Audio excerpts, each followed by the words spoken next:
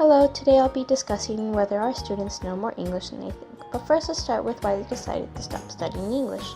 From the data I've gathered from survey participants, a few common reasons were given, such as economic issues and the more obvious reason like having no time. But then there were less understandable reasons like not having found an available course, and the surprisingly popular one that they're just not interested.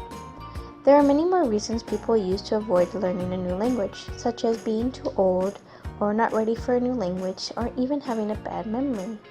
Well, they're just excuses, and all they do is keep us from advancing. No more excuses and time to put our foot down. Even though many students say they know almost to no English, they are still exposed to the language and subconsciously learn. There are some activities that survey participants suggest that teachers try in their classrooms. Most of them were audio activities, where the students develop their listening and speaking skills, such as listening to audiobooks, music, conversing with natives, and so on. Very few people chose reading or writing activities, like reading literature of their liking or reading recipes, and even adaptive or creative writing.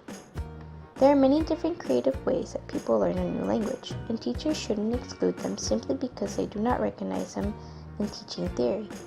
But this does not mean they should also apply them as the same way a student would individually. We have to adapt them to where our students can develop all four skills. Unfortunately, many of them do not have the patience to do so and turn to alternate methods, such as internet. If you Google fast and easy ways to learn English, you will have an abundance of results, and many people believe that choosing just one will make them fluent in English in no time. For them, that means no more English courses and no more English teachers. The problem is that people tend to prefer the process of speaking, or also known as recall, where all one does to speak a language is memorize words and how they are conjugated. This usually means that they don't fully understand some of the things they say, even though they're being properly used, or even that they don't understand what is being said to them. Whereas in recognition, it is considered the comprehension of a language, which involves plenty of reading, where you immediately recognize a word, and which then leads to knowing the definition and the context of which is being used, and obviously how to properly use it. So, in order to enhance speaking skills, a student must read, and when they have a larger vocabulary and comprehension, they can speak more fluently.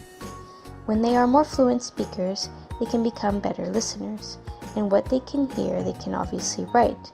They have to practice all modalities to their full. Now on to the main questions. Do our students know more English than they think? Well, I went out and surveyed a total of 20 people, 10 adolescents and 10 adults.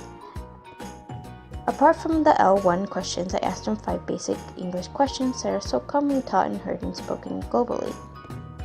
As a total, teenagers believed to have only 21% of knowledge. Now, compared to the results of what they actually knew, it came back with a 58% difference.